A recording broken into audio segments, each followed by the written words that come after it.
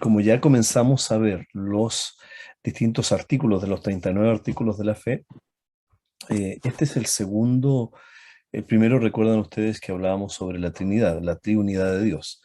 Ahora, inmediatamente entonces seguimos en el artículo 2 y este nos va a orientar. Y yo les pido por favor que tengan sus Biblias, porque como decía Pauli en su propia oración, vamos a ir a la palabra de Dios, porque esto es la palabra de Dios. Entonces, les pido por favor que busquen Juan, el Evangelio de Juan, en el capítulo 1.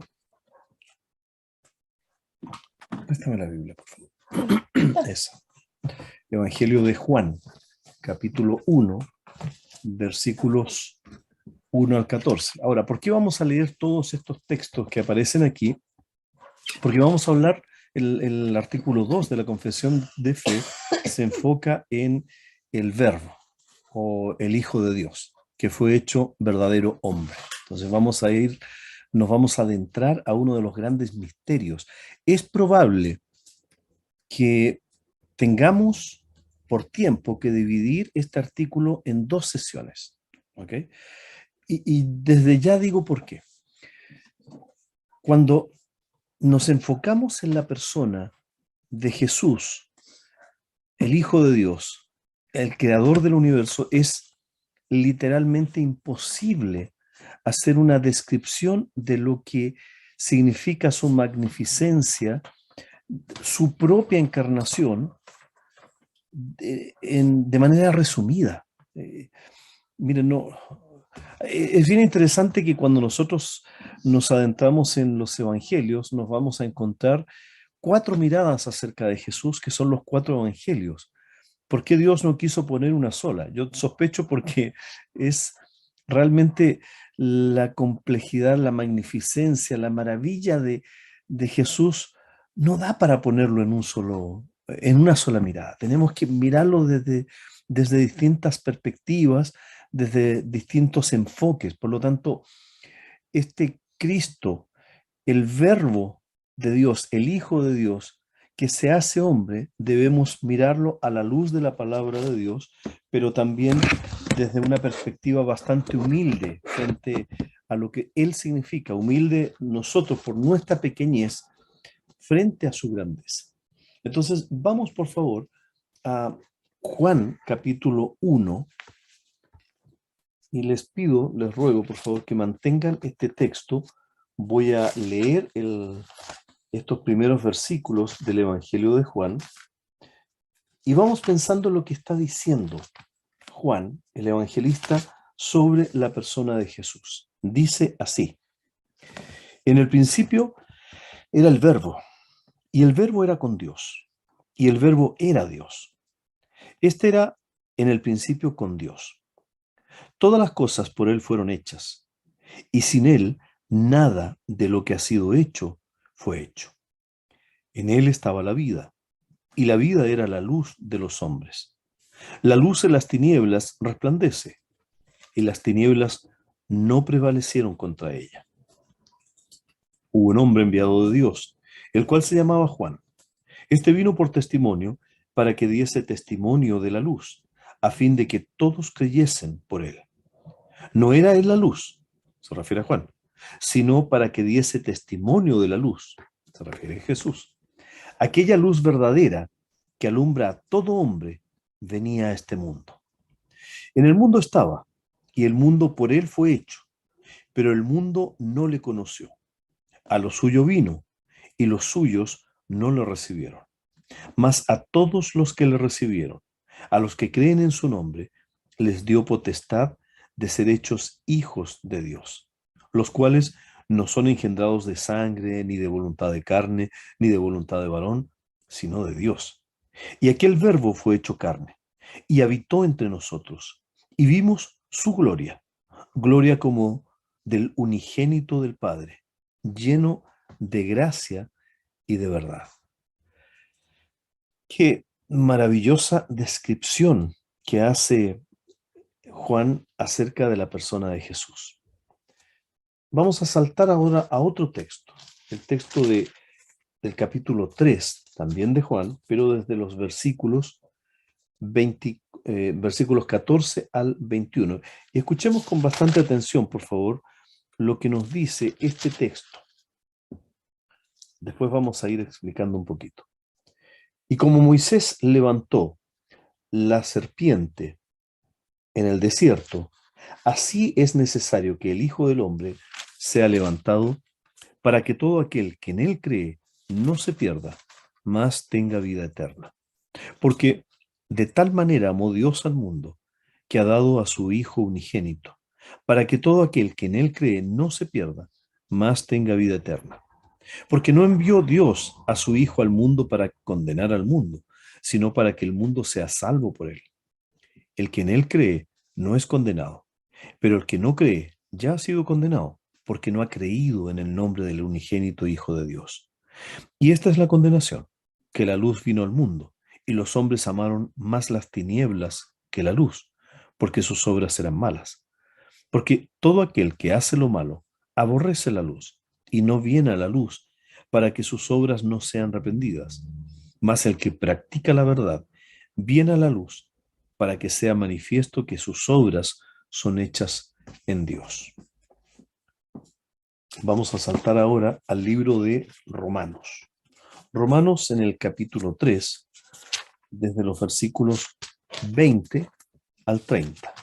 Romanos 3, versículos 20 al 30. Dice así, perdón, 21 al 30. Pero ahora, aparte de la ley, se ha manifestado la justicia de Dios, testificada por la ley y por los profetas. La justicia de Dios por medio de la fe en Jesucristo, para todos los que creen en Él.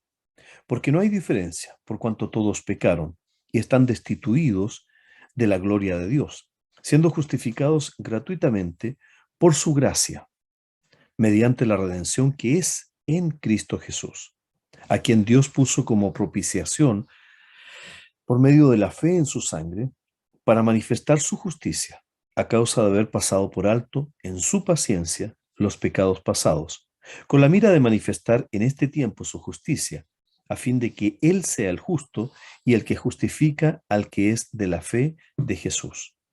¿Dónde pues está la jactancia? Queda excluida.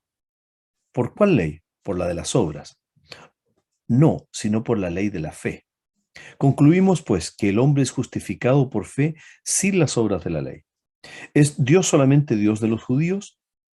¿No es también Dios de los gentiles? Ciertamente también de los gentiles, porque Dios es uno, y Él justificará por la fe a los de la circuncisión y por medio de la fe a los de la incircuncisión. Luego, por la fe invalidamos la ley en ninguna manera, sino que confirmamos la ley. Y aquí el enfoque está evidentemente en la fe en la persona de Cristo. Luego vamos a ir, no se preocupen que parece cierta desconexión, pero luego vamos a ir al artículo y se van a dar cuenta cómo todo de ello está absolutamente conectado. Vamos a Filipenses en el capítulo 2, versículos 5 al 11. Haya pues en vosotros este sentir que hubo también en Cristo Jesús, el cual siendo en forma de Dios no estimó el ser igual a Dios como cosa que aferrarse, sino que se despojó a sí mismo, tomando forma de siervo, hecho semejante a los hombres, y estando en la condición de hombre, se humilló a sí mismo, haciéndose obediente hasta la muerte y muerte de cruz. Por lo cual Dios también lo exaltó hasta lo sumo y le dio un nombre que es sobre todo nombre, para que en el nombre de Jesús se doble toda rodilla de los que están en los cielos y en la tierra y debajo de la tierra, y toda lengua confiese que Jesucristo es el Señor, para gloria de Dios Padre. Y finalmente vamos al libro de Colosenses en el capítulo 1. Colosenses, capítulo 1, versículos 15 al 20. Colosenses 1, 15 al 20. Él, se está refiriendo a Cristo, es la imagen del Dios invisible, el primogénito de toda creación, porque en Él fueron creadas todas las cosas, las que hay en los cielos y las que hay en la tierra, visibles e invisibles, sean tronos, sean dominios, sean principados, sean potestades. Todo fue creado por medio de Él y para Él. Y Él es antes de todas las cosas, y todas las cosas en Él subsisten. Y Él es la cabeza del cuerpo, que es la iglesia. Él, que es el principio, el primogénito de entre todos los muertos, para que en todo tenga la preeminencia, por cuanto agradó al Padre que en Él habitase toda plenitud, y por medio de Él reconciliar consigo todas las cosas, así las que están en la tierra como las que están en los cielos, haciendo la paz mediante la sangre de su cruz. Bueno, efectivamente, como dice Pauli, el artículo 2 se basa profundamente en la palabra de Dios y sobre todo en estos textos que acabamos de leer. ¿Qué es lo que dice el artículo 2 de la confesión de fe? Dice lo siguiente: el Hijo, y vean ustedes por favor, comparen si esto realmente está haciendo eco de las palabras que hemos leído en estos textos y en todo lo que conocemos de la palabra de Dios. El Hijo, dice el artículo 2, que es el verbo del Padre, engendrado del Padre desde la eternidad, verdadero y eterno Dios, de una misma substancia con el Padre, tomó la naturaleza humana en el vientre de la bienaventurada Virgen de su substancia, de modo que las dos naturalezas, divina y humana, fueron unidas entera y perfectamente en una misma persona para no ser jamás separadas, de lo que resultó un solo Cristo, verdadero Dios y verdadero hombre, que verdaderamente padeció, que fue crucificado, muerto y sepultado, para reconciliarnos con su Padre y para ser víctima no solamente por la culpa original, sino también por todos los pecados actuales de los hombres. Ahora, ¿de dónde surge esta afirmación? Evidentemente, de las enseñanzas del Nuevo Testamento. Hasta aquí, ¿hay algún comentario, alguna pregunta, algo que quisieran hacer?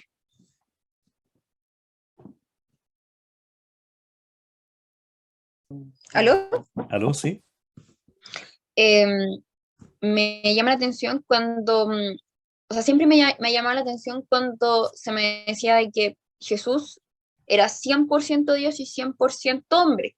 Pero para mí era como difícil de entenderlo en mi cabeza, de que fuera 100 y 100. Y, y me daba cuenta, claro, la palabra a veces coexistir, o como una vez escuché a Sproul, decía como Jesús fue enteramente Dios y enteramente hombre, o verdaderamente Dios y verdaderamente hombre. Entonces, así no era como un tema de porcentaje, sino esto es lo que es la realidad. Más que algunos dicen, no, 50 y 50, qué sé yo. No, él fue verdaderamente Dios y verdaderamente hombre por completo. Y creo que me hizo un poco más sentido. Lo mismo acá dice, coexiste en sí su divinidad y la humanidad. Eso para mí es muy interesante. Exacto. Exactamente. Ahora, normalmente nuestra mentalidad tendemos a decir, bueno, si una cosa es una mezcla de algo en un vaso, si tenemos la mitad de agua y la mitad de vino, los juntamos, perdón, si en un vaso tenemos un vaso de agua y el otro tenemos un vaso de vino y lo juntamos, entonces vamos a obtener, según nuestra economía, la mitad de agua y la mitad de vino. Y uno se pregunta, ¿dónde entonces queda la otra mitad de ese vaso completo de vino y la otra mitad de ese vaso completo de agua? Bueno, en la economía sobrenatural de Dios no existen ahora dos vasos, sino uno solo, pero con el 100% del contenido de vino y el 100% del contenido de agua. Esto es algo absolutamente sobrenatural. Los dioses del Olimpo, griegos y también los romanos, eran mitad hombre y mitad dioses.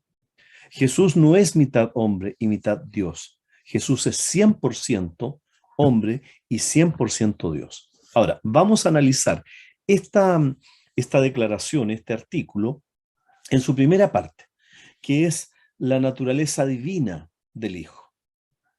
E incluso es más, no solamente su naturaleza divina, sino su misma capacidad de revelar a Dios mismo. Y luego vamos a ver la naturaleza humana de Jesús. ¿Ok? ¿Comentario? ¿Pregunta? No por mi parte. Ok, Avisados. sigamos entonces.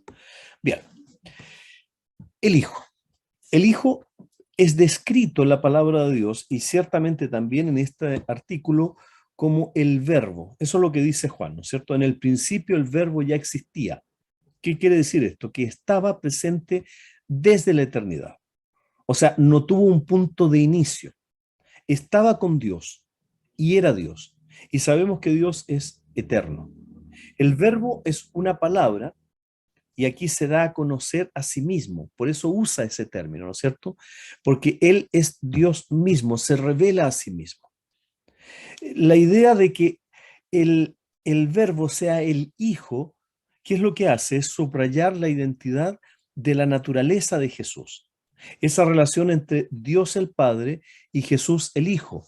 Por eso no simplemente dice que es el verbo que declara a Dios, la palabra de Dios, sino además lo define como el Hijo para establecer no una relación de sometimiento divino y eterno, sino una relación íntima de conexión profunda entre Dios el Padre y Jesús el Hijo. Y aquí lo que tenemos que entender es que el Hijo, en el caso humano, ¿no es cierto? El Hijo de un hombre es un ser humano exactamente del mismo modo que el Padre es un ser humano. O sea, si yo tengo hijos, lo que yo engendro, si soy ser humano, son hijos, seres humanos. Yo no puedo engendrar algo que no tenga mi propia naturaleza. No existe en la naturaleza el que una especie pueda engendrar otro tipo de especie. Un ratón nunca va a poder engendrar una lombriz, porque sus naturalezas son diferentes. Por lo tanto, hablar del Hijo de Dios nos declara, nos hace claro el hecho de que este Hijo es de la misma naturaleza del Padre, y el Padre es Dios, y por lo tanto el Hijo tiene la misma naturaleza divina, o sea, es Dios tanto como el Padre. No puede salir de un ser humano un gato, así como no puede salir o no puede ser hijo de Dios un ser humano que tenga solo la naturaleza humana. ¿Entienden? El Hijo divino, Dios, tiene la misma naturaleza que el Padre divino. A este Hijo se le llama la palabra. ¿Ok? La palabra o en griego logos. Aunque la palabra no es una buena traducción, y lo hemos dicho muchas veces, la palabra en griego logos, perdón, la palabra griega logos se traduce como palabra o como conocimiento. Ujú. Vamos a, viene de un término que ya quiero explicar un momento. Las personas, cuando escuchan el término palabra, tienen en su mente la idea de palabras escritas. En el griego lo que dice es en arge, logos, en logos. La traducción efectivamente podría ser esa. En el principio era la palabra, era el logos, pero no es la palabra estática todo lo que es. Por supuesto, con eso en mente, notemos que el término, el concepto es demasiado estático. Yo puedo escribir en un libro y dejar de manera estática esa palabra allí, que resultaría la traducción literal, ¿no es cierto?, de Juan 1:1. Ahora, notemos y recordemos que Juan era judío, y cuando escribe la palabra logos en griego, él no está pensando como estamos pensando nosotros los occidentales. Cuando Juan, inspirado por el Espíritu Santo, que él era un judío, escribe pensando como judío. Y la palabra entonces que utiliza es una palabra que los judíos iban a entender. La palabra hebrea era davar. Esa es la palabra que él tenía en mente, que era mucho más dinámica que la palabra logos, que en griego es muy estática. Se traduce como la palabra. pero es muy estática. En su origen, el significado es el habla, el discurso, el concepto, es el conocimiento, es el pensamiento, es la razón. Esa palabra logos tiene la raíz de nuestra palabra lógico, logos, de ahí viene lógico. O sea, algo que tiene sentido. Jesús entonces así se revela en sí mismo la lógica del plan de Dios. El plan de Dios pensado, inteligente, el propósito de Dios, por medio del cual llegamos a entender quién y cómo es Dios. O sea, nosotros cuando conocemos a la palabra viva de Dios, que es Jesús, entonces podemos conocer a ese Dios porque conocemos el plan de Dios, conocemos los propósitos, la lógica de Dios, cómo es Dios y lo que ha hecho Dios por nosotros en la persona de Cristo. Por eso Jesús decía que quien lo conoce a Él, conoce al Padre. ¿Mm? Porque Él se lo da a conocer, se lo revela. No solamente revela a la persona de Dios creador, sino cómo piensa Dios y cuál es el propósito de Dios. ¿Se entiende? Este es un concepto bien profundo que muchas veces nosotros nos tendemos a perder. No solamente Jesús está haciendo conocer el ente divino lejano, sino toda la dinámica de Dios, la forma de pensar de Dios. ¿Quieres saber cómo piensa Dios? Conoce a Cristo, porque Cristo es la lógica de Dios, es el logos, es la palabra activa de Dios. Pero insisto, esto venía del concepto hebreo davar, que se refiere no solamente a conceptos estáticos, sino a una actividad dinámica de hablar. No solo es la palabra, sino que es una disposición hacia el hablar dinámico de Dios. Es la acción de Dios, es el pensamiento de Dios, es el plan de Dios mismo, resumido, si lo podríamos decir, en una persona que es Cristo. Si quieres conocer el propósito de Dios, conoce a Cristo y ahí lo tienes. En los libros proféticos encontramos muchas veces la frase la palabra de Dios y en esta frase se enfoca en el hablar activo de Dios. Por lo tanto, efectivamente, en la traducción más correcta sería de Juan 1:1, en el principio Dios se expresó a sí mismo. Esa expresión personal de Dios, esa proyección de la mente, de los sueños, del plan, del propósito de Dios, expresada en palabras, que estaba con Dios y era Dios y existió con Dios desde el principio, se reenfoca en la persona de Cristo. Por ello, la traducción de verbo es mucho más correcta, porque es la palabra activa de Dios actuando de manera continua. En ello implica muy fuertemente esta declaración que hace el artículo 2, recogiendo todos los aspectos de Jesús el Hijo y a la vez la palabra, que en el principio estaba activamente con Dios, que era Dios mismo, que es la palabra de Dios, que es la lógica de Dios, que no se separa en nada de Dios, que tiene la misma esencia, como se dice en términos teológicos, la quintesencia. El verbo, por lo tanto, es Dios mismo. Cristo es Dios mismo. Se forma en la mente divina, lo que dice el artículo 2, es la expresión viva de su propio carácter y de su propia esencia. Es Dios revelándose, que se da a conocer, ¿no es cierto?, a través de Cristo. Cristo revela y es a la vez el mismo Dios. Se revela a sí mismo y a la persona de Dios. El verbo es la palabra de Dios que vino al mundo en la persona de Jesús. Esto es absolutamente inseparable. Es la expresión viva del carácter y de la esencia de Dios. Es Dios revelado que da a conocer a Dios perfectamente.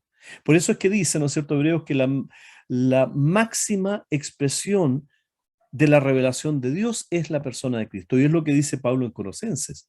Lo revela y a la vez es el mismo. Yo lo revelo a Dios, que soy yo, ¿entiendes?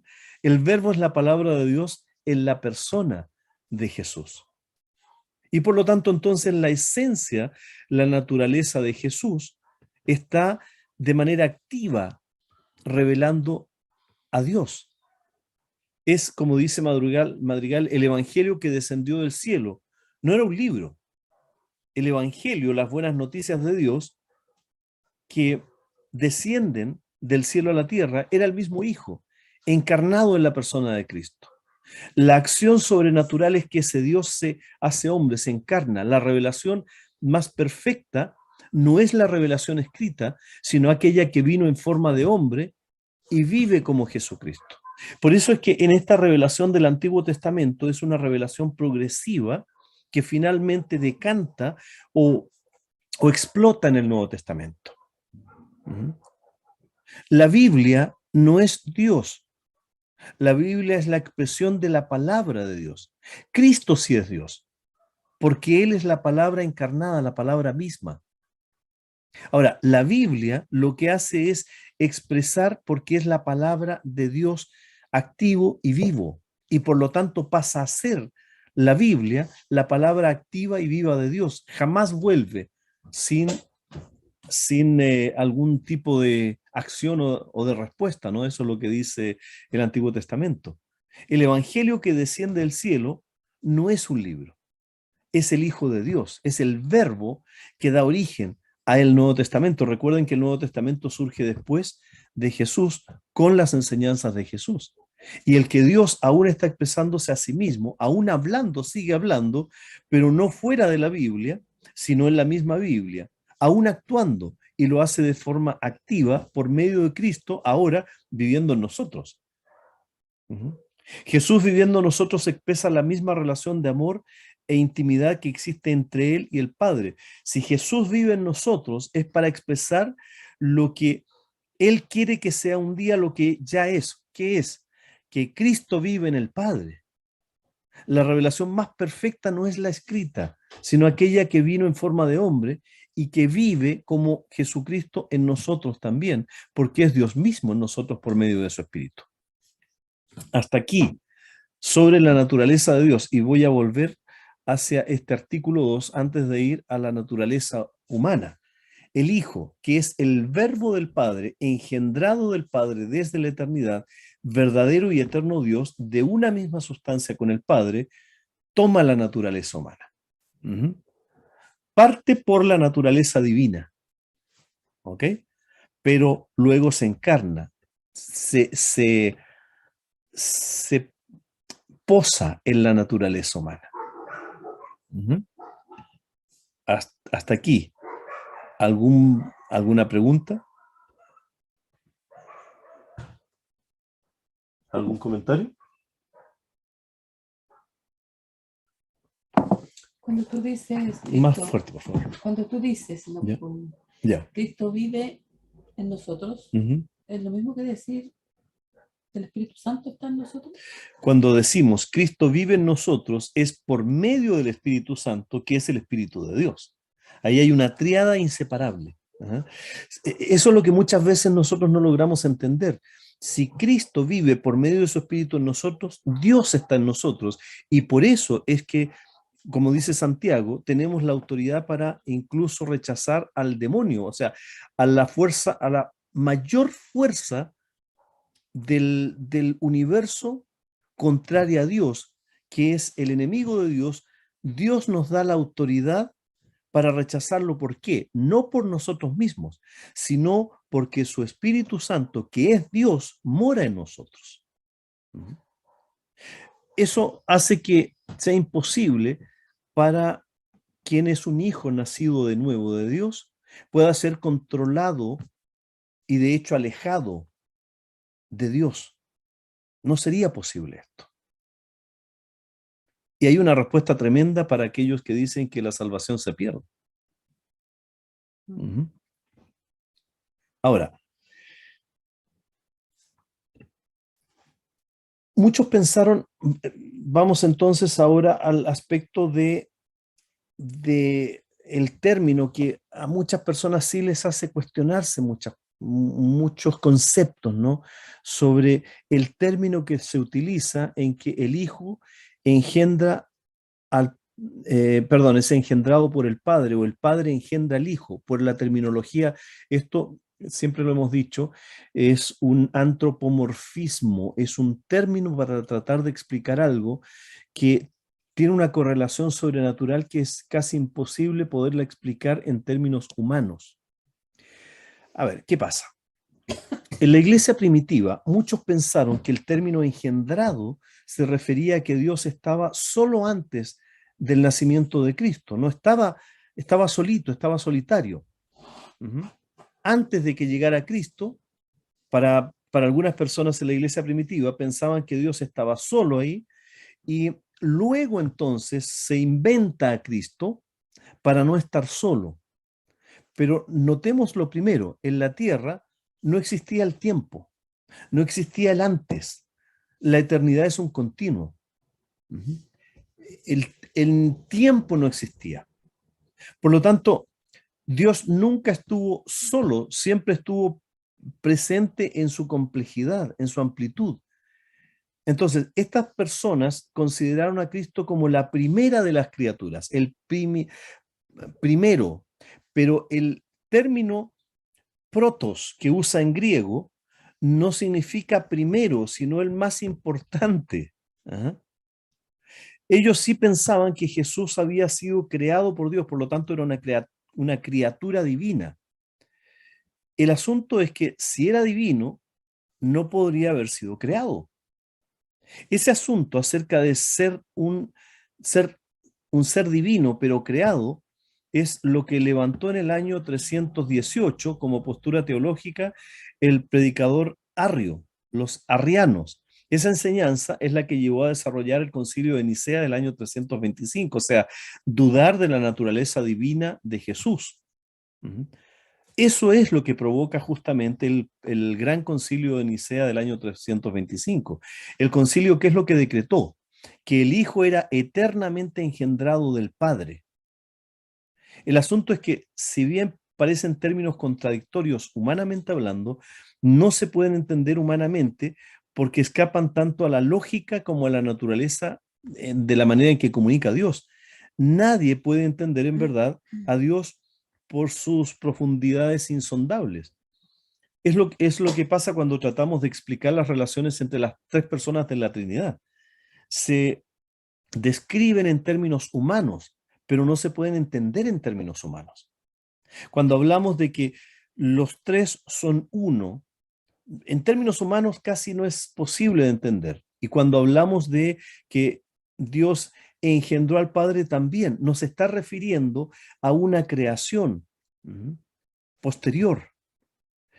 Para acercarnos a entenderlo un poquito, debemos sacar de nuestra mente el concepto del tiempo lineal, del pasado, del presente y del futuro, así como espacial de los límites.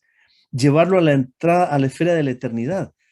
Si Jesús es el Hijo de Dios, Dios es eterno, entonces Jesús es eterno también, siempre ha estado. A ese plano, a la esfera de la eternidad tenemos que llevarlo.